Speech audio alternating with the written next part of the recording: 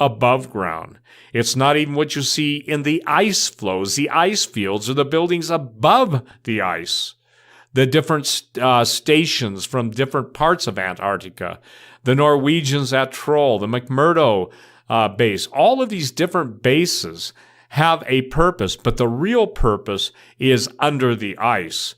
Not only the empire beneath the ice, but the world kingdoms of this world are responsible primarily to one entity. In the Antarctic, everything seems to be centering around ancient energy fields, ancient energy sources.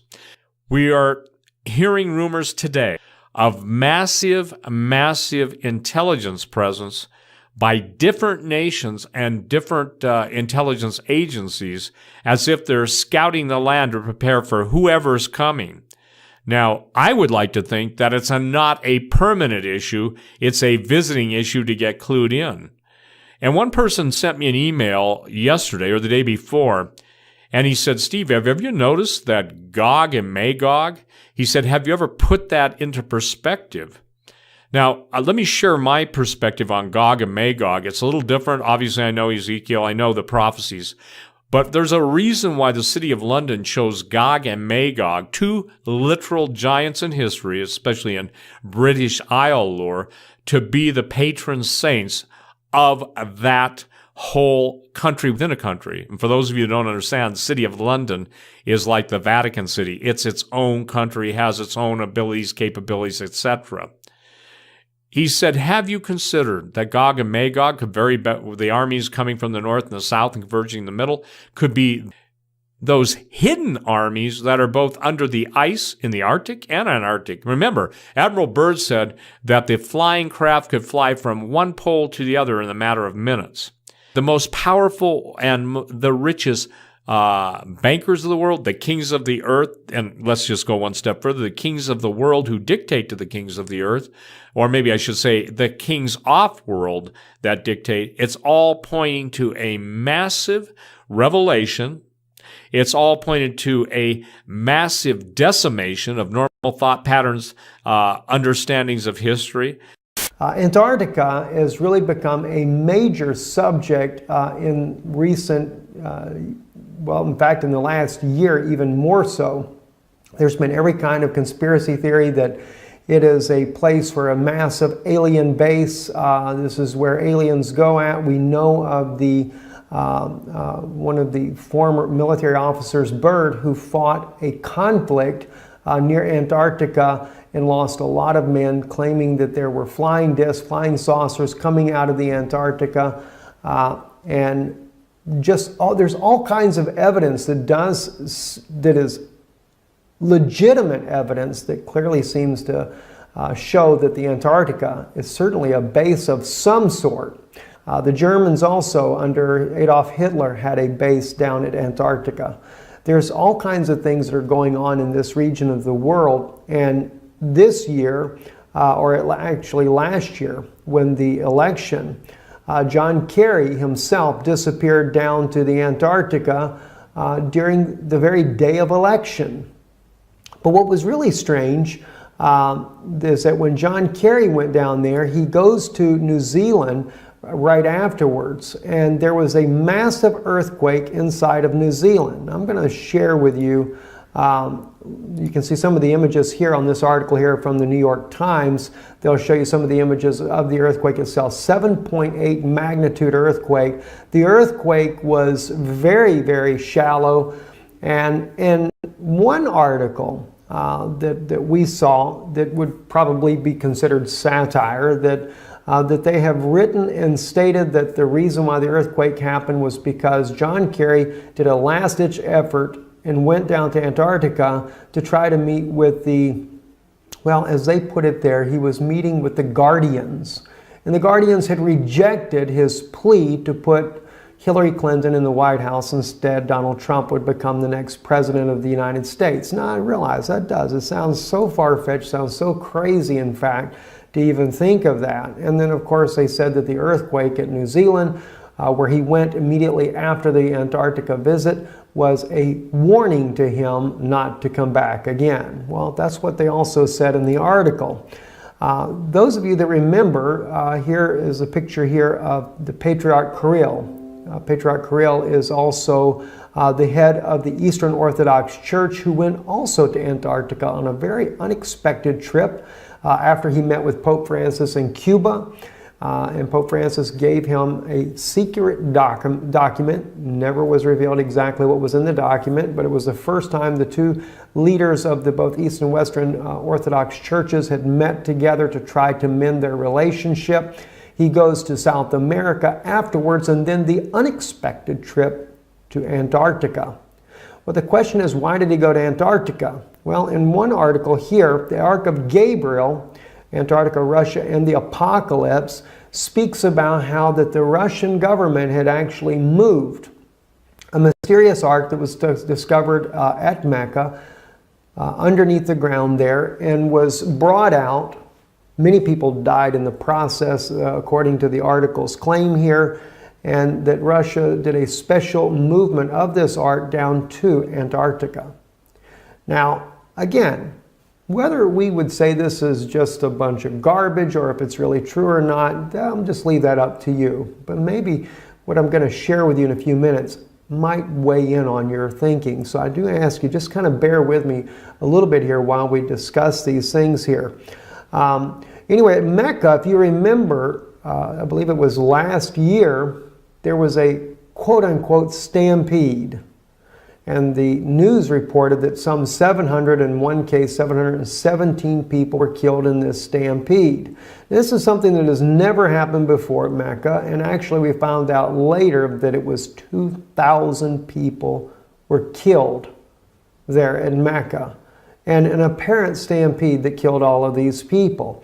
Well, not according to some of the articles there. In fact, as you can see this crane here that is toppled, that what was actually going on at Mecca was an excavation of this strange ark called the Ark of Gabriel, that according to the article here, this was something that Muhammad had said, had prophesied about.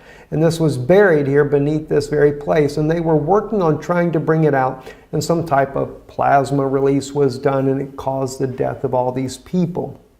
Again, is this just conspiracy theories? Is it fabricated? Who really knows? But one thing that is a fact, though, is there was a Russian ship, a scientific ship, headed to Antarctica, and that ship did stop at the port there in Saudi Arabia, supposedly to take on supplies. Well, as you know, Saudi Arabia is not necessarily the greatest friend of Russia, but they did it anyway, right? So then, after that, the ship goes to South Africa and then on to Antarctica. So they did stop and pick something up in Saudi Arabia. So maybe the article has got some truth in it after all. And then right after this ship goes to Antarctica, this is when Kirill suddenly goes down there to visit the one and only Eastern Orthodox Church at the Antarctica. So just too many strange things are happening. I received an email from a retired 60-year-old U.S. Navy petty officer, first-class flight engineer. He asked me to only call him Brian to protect him because he works in an aerospace company today. He entered the U.S. Navy in 1977 and retired 20 years later in 1997 from the military. He and his C-130 crew encountered high strangeness in Antarctica from 1995 to 1996. Several times, they all saw rapidly moving silver discs over the trans-Antarctic mountains. Brian and his crew also saw a huge football field-sized hole in the ice, only about 5 to 10 miles from the geographic South Pole, that was supposed to be a no-fly zone. But during an emergency medevac crisis, to speed up their trip, they flew across that no-fly zone and saw apparently what they were not supposed to see. A huge hole in the ice that looked like it was an entrance to an underground installation. Later at camp near Marie Birdland, some dozen scientists disappeared for 2 weeks. When they reappeared, Brian's flight crew was assigned to pick them up, and all were silent and appeared scared. Brian and his C-130 crew received orders to not talk about the silver discs or the huge ice hole or the missing scared scientists. Repeatedly, the crew was sternly told that they did not see what they kept seeing. But Brian was never asked to sign an official non-disclosure agreement. So now that he's retired from the Navy while still working in civilian aerospace, Brian wanted to share what he has seen and experienced with me at Earth Files because he is convinced that an alien presence is living and working on this planet. We had never met until Thursday evening, June 2nd, 2016, at the Contact in the Desert Conference in Joshua Tree, California. We organized to meet with his nephew, Kelly, and a friend to talk about Brian's Antarctic experiences. We all went to a local Mexican restaurant, and after dinner, we kept talking until after midnight outside in the restaurant parking lot under trees. That weekend, while I was still doing lectures, workshops, and panels at the Contact Conference, Brian returned to his home in Phoenix, Arizona. On Monday, June 6th, he was back at his aerospace job, which he has always kept confidential. I don't have a number there to call him because he wants to keep his job protected. But that morning, Brian received a surprising and disturbing phone call that he describes now. The voice on the other end of... I was back at work on Monday after the conference, and my cell phone rang about 10:30, quarter to 11 in the morning, and the voice on the other end of the line said, "Is this Brian?" And I said, "Yes." "Who's this?" Because I didn't recognize the number. It says, "I want to tell you that what you've been talking about, you need to stop talking about." And I said, "What stuff was that?" And he says, "We know that you were with Linda Howe on last Thursday night, and we know that you went to dinner at a Mexican restaurant in Joshua Tree, and we were aware of what you were talking about with her and other people, and that your experience that you had when you were on the ice, when you were in the service, we don't want you talking about that. Specifically, we don't want you talking about the scientists that you picked up after being missing for a couple of weeks." And I said, "How would you know about that? I've only talked to certain people." And the voice in the phone said, "Well, we know pretty much everything." And then they said, "Just don't be putting that out there anymore. Certain people would prefer that you not talk about that." And I said, "Well, I'll consider that." And then the phone went dead. There was a click. Whoever on the other end hung up. I was like, wow, this is out of the blue. What did you do next? Well, I was kind of curious, so I took the number off my cell phone and Googled it on the Internet. It came back as the general phone number for the NSA. The National Security Agency in Fort Meade, Maryland. Yes. And I called Kelly, my nephew, and he Googled it too. Why would you get a threat specifically using my name now in June of 2016? The only thing that I come up with is that report that's been going on the Internet of that British documentary team that was down there in Antarctica, right? Something that was found under the ice. That team went missing, and they have not found those people since. Possibly that documentary team was in the same area where those scientists went missing for those 2 weeks, and that somebody doesn't want putting two and two together and going, well, you know, there's people down there that went missing for 2 weeks back in the 90s, and now these people are missing and haven't been found yet. Maybe there's a correlation there. The British documentary footage that Brian is referring to was first reported in a March 18, 2002 press release from the Atlantis Mapping Project in Washington, D.C. that began, quote, "The U.S. government said it will seek to block the airing of a video found by Navy rescuers in Antarctica that purportedly reveals that a massive archaeological dig is underway 2 miles beneath the ice," close quote. The video was allegedly the property of a Beverly Hills company called Atlantis TV that produced the Atlantis Mapping Project channel for the BBC in London until 2015 when it was closed down. The March 2002 release also said that the Atlantis TV crew had disappeared and that 2 U.S. Navy officers had found the missing production crew's videotape, quote, in an abandoned supply dump 100 miles west of Vostok Station, close quote. That would be near the South Pole. The AMP press release said the video shown to National Science Foundation researchers at the South Pole's Amundsen-Scott Station showed a pyramid and, quote, other spectacular ruins and things they could not go into, close quote. Allegedly, Navy SEALs came in one or more helicopters to take objects away. Officials of the U.S. Naval Support Task Force in Antarctica denied the story and said the Navy did not possess any video shot by the missing Atlantis TV crew. But at the same time, there was another U.S. legal action in 2002 to block the release of a hardcover book entitled Raising Atlantis by Tom Grenius, a novel based on fact. The book is about a secret U.S. military expedition that discovers ancient ruins 2 miles beneath the ice in Antarctica. The government allowed the first e-book version in the spring to be released with sensitive information about U.S. underground continuity of government installations, but blocked the hardcover release until the sensitive information was deleted. Could that big ice hole that Brian and his C-130 Navy crew saw near the South Pole in 1995 and the later incident in early 1996 of the missing National Science Foundation scientists be linked to the 2002 Atlantis Mapping Project news release about the missing documentary crew and videotape of pyramids and other structures beneath the ice?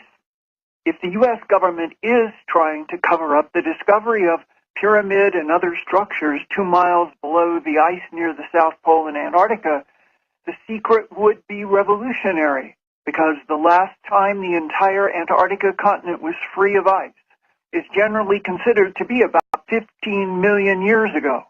So any advanced architecture on land beneath the ice would be that old as well.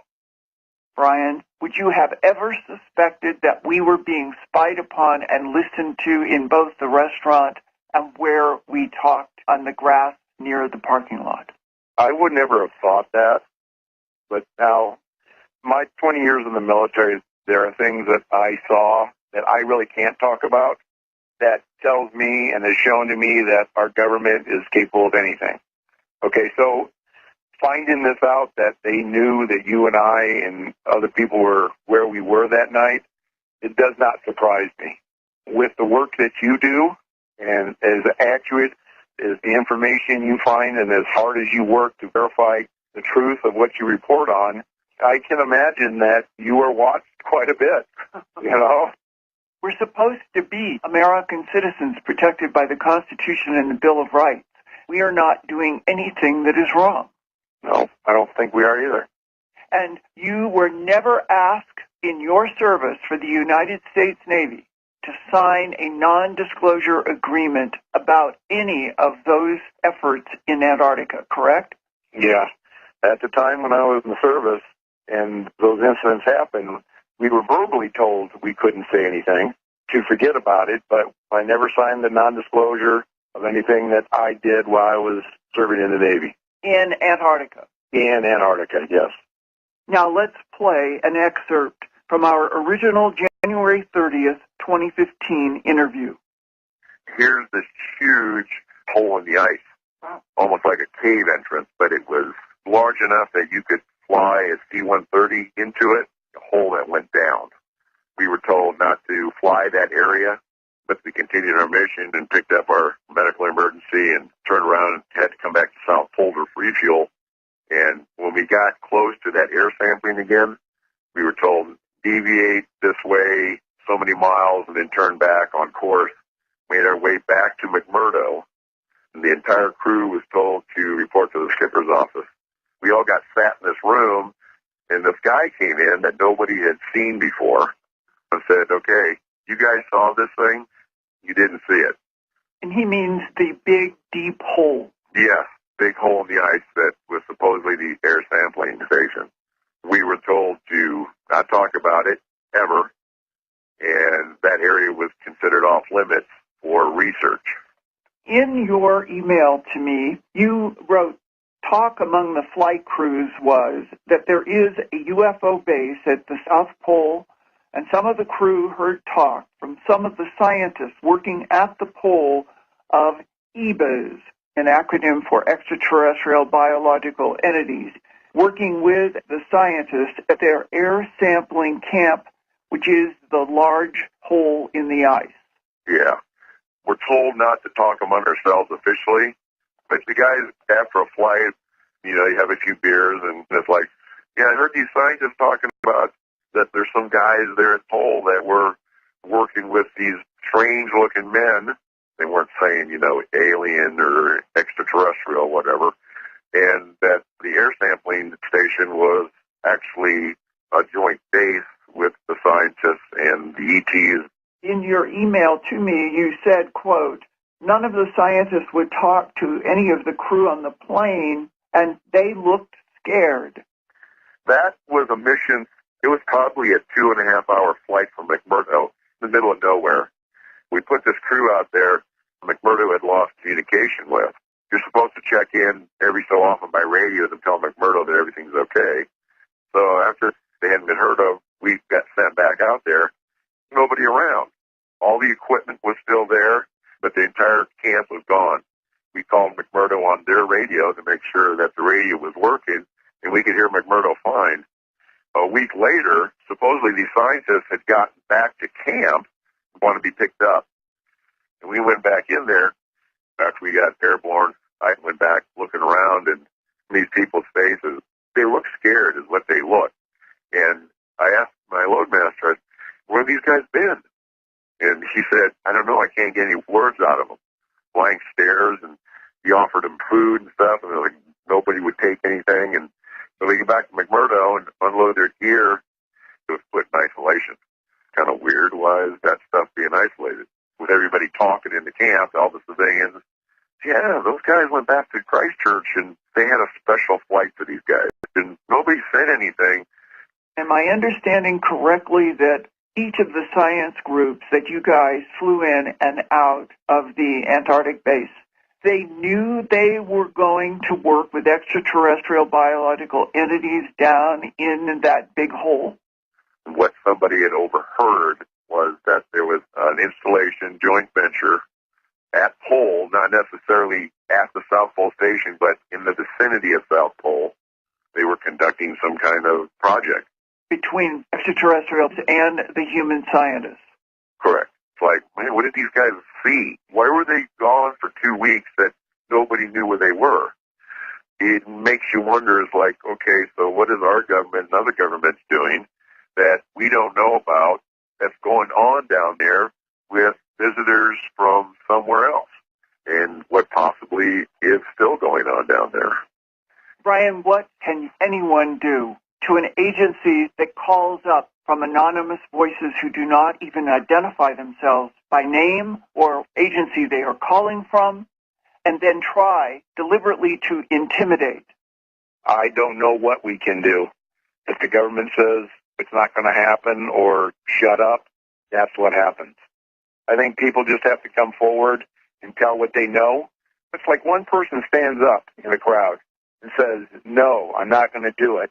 And you know what? Somewhere in that crowd, there are other people that feel the exact same way. And if one more person stands up and one more person stands up, pretty soon you've got a crowd, and we need to get back into that kind of mindset and make the government serve us and not us serve the government. Brian, would you please read the email that you sent to me? Okay. Linda, I was listening to your reporting, Bill Tompkins, and his knowledge about the alien races and the agendas they are attempting to carry out. I started to realize the things that my father had told me in his ending years of life that now made total sense to me. His account of the times during World War II flying bombing missions over Germany, the balls of light, which he called Foo Fighters, his 2 missions that he thought he and his crew were not going to make it back from Germany because his plane had been shot up so badly, flying only on 2 engines. And when he thought that everything was lost, he told me that he turned to his co-pilot, and there sitting between them was the image of Christ. He told me that Christ put his hand over his hand on the throttles of his B-17 and pushed him up to full power. This next thing my dad then said is what he was engulfed in a white light so bright he could not see anything in the cockpit of his bomber. And then the next instant, his plane was over the English Channel, and he had lost several hours of time. As my dad was telling me about this mission, he was upset and crying. I had never seen my dad ever cry before in my life. Until the day my dad died, he would not say any more about that mission. He would tell me about his other missions flying over Germany as many times as I wanted to hear them. That one, only once did he talk about.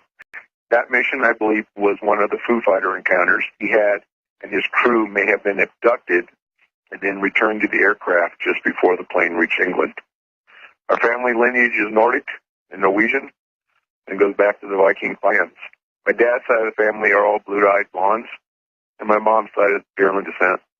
What your guest, Bill Tompkins, was telling me about Nordic reptilian connection and some of the Nordic-type alien species has me wondering if my family is involved with that somehow. My dad also talked about his dreams of what he called reptile men during his time flying missions over Germany. He would laugh that off and say that he probably read too many comic books as a kid, but I think it scared him, and he had encounters also with the reptilians during one or more of his flights over Germany. I think all this means something, and hearing Bill Tompkins has triggered a better understanding of things that have happened. Bill Tompkins, who Brian is referencing, is now a 93-year-old retired aerospace engineer and author of a recent book entitled Selected by Extraterrestrials, My Life in the Top Secret World of UFOs, Think Tanks, and Nordic Secretaries. Mr. Tompkins' extraordinary life included flying all over the United States in the 1940s to secret sites at Lockheed, Northrop, Douglas, and other aerospace companies, and top universities that were doing secret work for the United States Navy.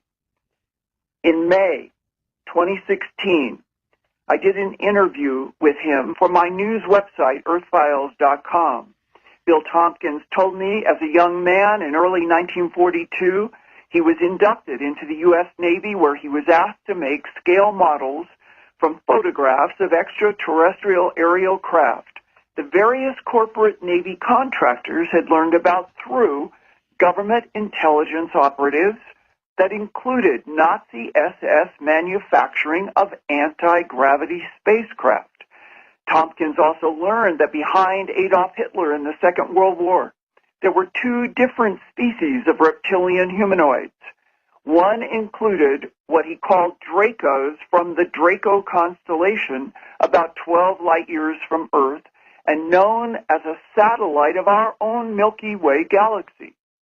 According to Bill Tompkins, Navy intelligence learned that humanoid reptilians from the Draco constellation were manipulating Hitler to annihilate the Hebrews on Earth and populate the whole planet with blonde, blue-eyed Nordics that were another type of extraterrestrial under the control of the Draco reptilians.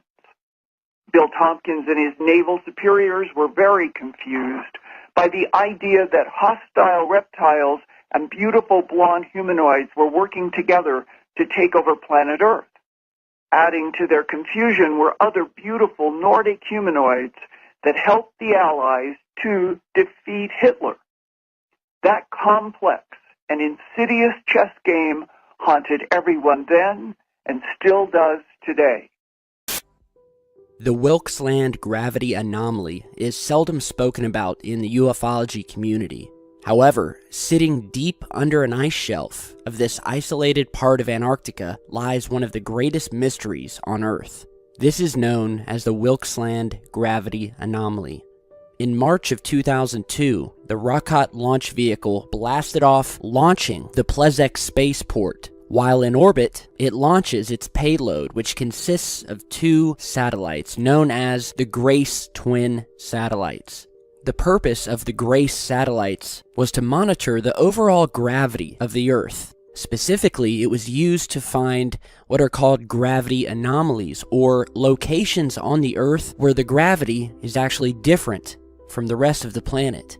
Many people believe that the gravity field around Earth is all the same. It's all even.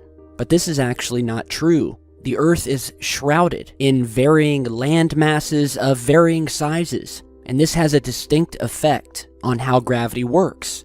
The larger the land mass, the more mass that it has, and the stronger the gravitational pull it will have on the satellites above. Certain tools, like the gray satellites, have a number of applications for studying these gravitational anomalies, whether it be for locating volcanoes or potential earthquake areas, and even for finding oil. However, during one of the flybys over Antarctica, the gray satellite noticed a very strange gravitational anomaly.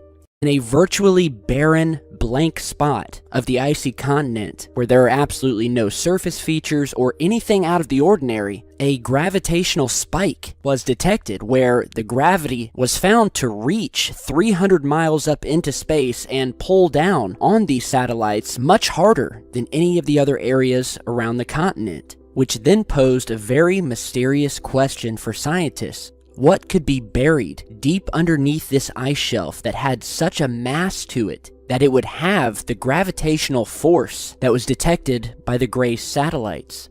A geophysicist from the Ohio State University by the name of Ralph von Friese was part of the team who actually made this startling discovery.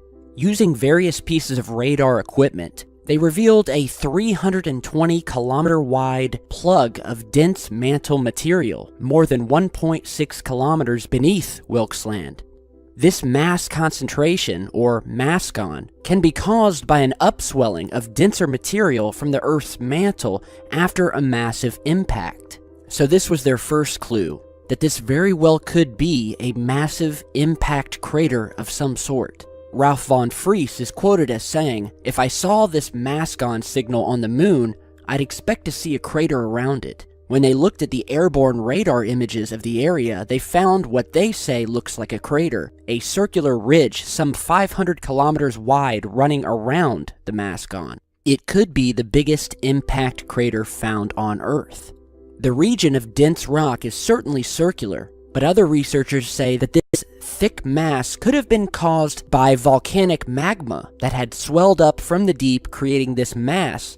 However, it should be noted that this specific area of the mantle is actually much thinner than the outside surrounding areas of the continent, which quickly dispels any theory of volcanic activity being the cause. Aside from identifying this 300-kilometer-wide mass buried deep underneath the ice, they also found that this object was actually inside of a much larger ring-like structure. There's a description of an underwater path indicating how to get into the inner world of Agartha. That's the inner world. That's through the ice. That's the entire area that Admiral Byrd spoke about. Now, what's interesting to this is that when I use these specific names of these different Germans, the first guy that I mentioned is pretty important, because unless you understand that H. Kohlmeier was the guy that was the head of the entire Nazi advanced technology and secret division. In other words, nothing happened in that realm without him signing off. But what's important is this, that quote unquote, I recommend within the next 6 months a careful and covert selection of volunteers for the development of the new territories of the German Reich in NEU, which was short for New Schwabenland, within the next 6 months with the powers of the specially formed Commission for Recruitment in the Wehrmacht, Luftwaffe, Kriegsmarine, and SS units for Swabia. Now, it goes on to show, and this is the most mind-blowing thing that I've ever seen. It says this part of the Reichsdeutsche map from the cave Earth gives a step-by-step guide on how to reach the inner world of Agartha using a U-boat. The German U-boats of type 11 or 13 were very advanced for their time, but nothing compared to the 21 and the 23 series. The Reichsdeutsch were free in their thoughts and their spirit. They were not intellectual slaves like the billions of people today in the world this gentleman is being quoted as. But it basically says diving diving as in a submarine with a coordinate exactly cutting 68 degrees southwest and 1 degree easter length at a depth of 400 meters. Now, obviously, 400 meters is what, 12 to 1,400 feet. It goes on to say descent from the point of descent with half ride, a starboard slope of 10 degrees with a bow load angle of inclinations of 5, distance 188 nautical miles, preset depth 500 meters. And it says due to the quarter running, pressure on the ship's body is less important during maneuvering. Evidently, the tightness of the tunnel offsets some of the pressure, and I don't know how that works, but that's what it's referring to. Appearance: ballast with a tail trim angle of incidence 23 degrees with a port position of 22 degrees, 190 meters upward, distance 75 nautical miles.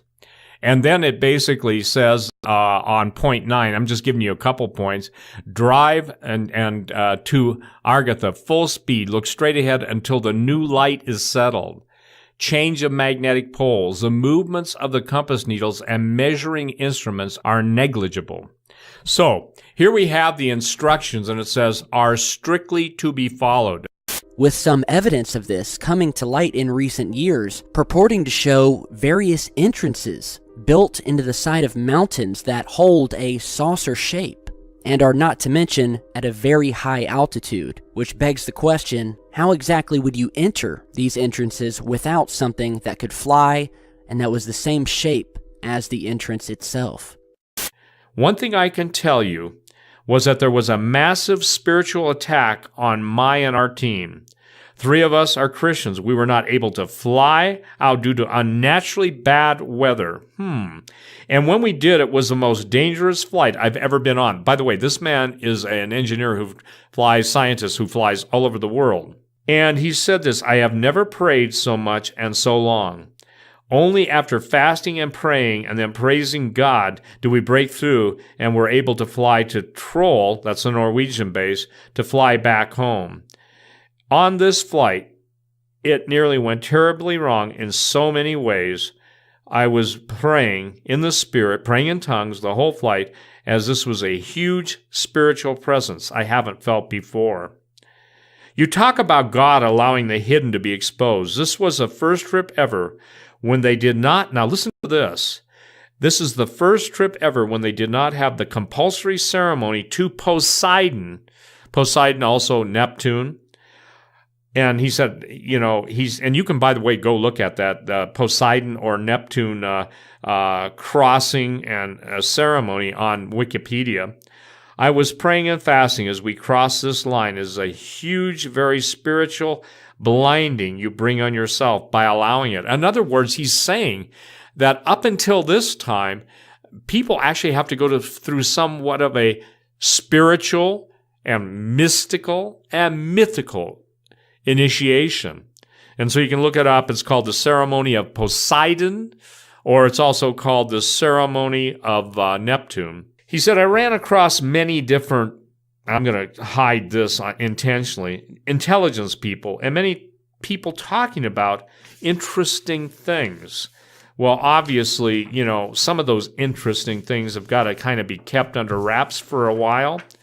But when you talk about interesting things, when you talk about unusual things, and when you talk about the events taking place down there, it's pointing.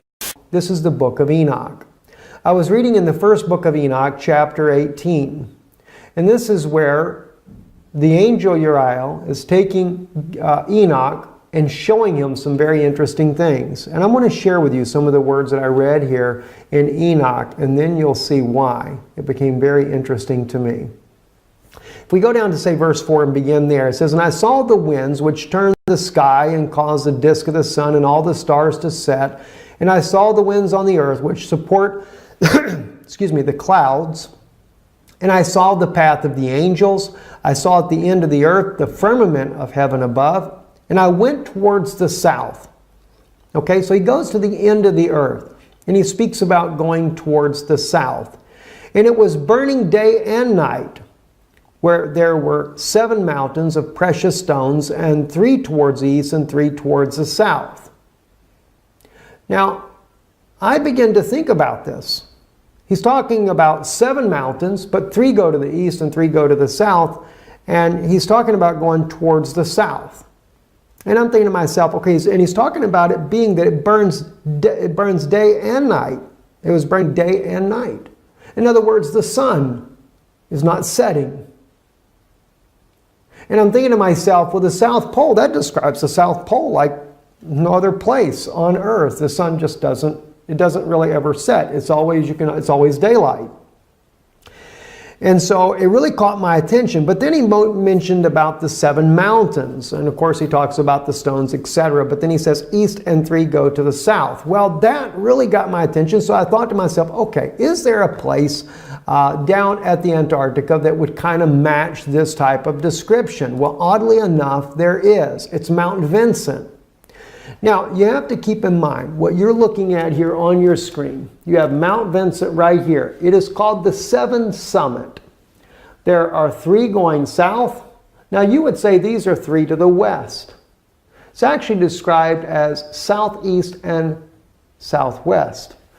But keeping in mind, when Enoch went here, the earth had not been tilted off its axis. So therefore, north and south, east and west was a bit different, right? And if you take and tilt the earth back the way it would have been, this will go just like that. And then you would have the 3 peaks, as it speaks about here, and we have the summit here, 3 peaks here. Those would go down to the south, just as he describes, and these here, the 3, would go to the east, just as he describes there. The 7 mountains, the 7 summits, and 3 to the east and 3 to the south. That really began to make sense. But the words here in Enoch get a little bit more strange, though.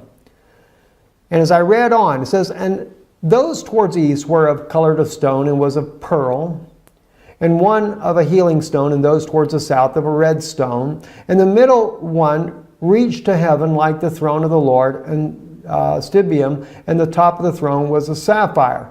And I saw a burning fire, and what was in all the mountains. Now, keeping in mind, the middle one was the tall one. And of course, at Mount Vincent, that's exactly the way it is. Mount Vincent is the tallest mountain. Now, I can't say that this is conclusively correct. I'm putting this here before you as a conjecture, something for you to think about, just something that I find very fascinating in line with all these anomalies that are happening at Antarctica, all the weird things that are going on. John Kerry, I mean, gosh, he did more than 1 visit down to the Antarctica here. Why? What's going on? Now, when I first looked at this, I'm thinking Planet X. They're going down there because they can see Planet X coming. All right? And maybe that has something to do with it as well. But what about some other things? I'm going to share with you some very serious things also that are going on down there that have been claimed by former military officers. Okay, so just hold on for a second here. It says, and I saw a place there beyond the great earth. There the waters gathered together, and I saw a deep chasm of the earth with pillars of heavenly fire, and saw among them fiery pillars of heaven, which were falling as regards both height and depth. They were immeasurable. And beyond this chasm, I saw a place, and it had neither the sky above it, nor the foundation of earth below it, and there was no water on it, and no birds, but it was a desert place. Now, I'm sure now when you read this part here, well, that throws that out. Must have been out in Saudi Arabia somewhere. Maybe not. Maybe not, guys. Let's take a look at something else here that's very, very interesting. All right, let's go actually to the 7summits.com website. And this is about Antarctica, and it's about Mount Vincent, and it talks about it being the tallest mountain, etc. Let me read to you the Antarctica facts, though. Besides the mountain summit, if you go down here to say about right up under the blue right here on your screen, the snowfall in Antarctica is so minimal that the continent has been called the world's coldest desert. The interior receives less than 3 centimeters, in other words, less than 1 inch of precipitation a year, making it the driest continent on Earth. The Antarctic dry valleys in Victoria Land are among the driest places on Earth. Some scientists believe that no rain has fallen there for 2 million years. Astronauts have visited the dry valleys because of their similarity to lunar landscapes. Isn't that interesting? They call it the coldest desert on Earth. Well, maybe Enoch has got something when he said it was a desert. All right? As he called it, there was no water on it and no birds, but it was a desert place. Well, there are no birds. There are no penguins when you get that deep into Antarctica. There's just no life at all. And a terrible thing I saw there, 7 stars like the great burning mountains, and like a spirit questioning me, the angel said, "This is the place of the end of heaven and earth. This is the prison for the stars of heaven and the host of heaven, and the stars which roll over the fire. These are the ones which transgress the commandment of the Lord from the beginning of their rising, because they did not come out at their proper times. And he was angry with them and bound them until the time of consummation of their sin in the year of mystery." And I, Uriel, we go into chapter 19 here, real quick here, just the first verse, said to me, "The spirits of the angels who were promiscuous with women will stand here, and they, assuming many forms, made men unclean, and will lead men astray so that they sacrifice to demons as gods." Now, if you notice, that is a continuation. They're not dead. They're still there. And they do what? They will lead men astray so that they sacrifice to demons as gods.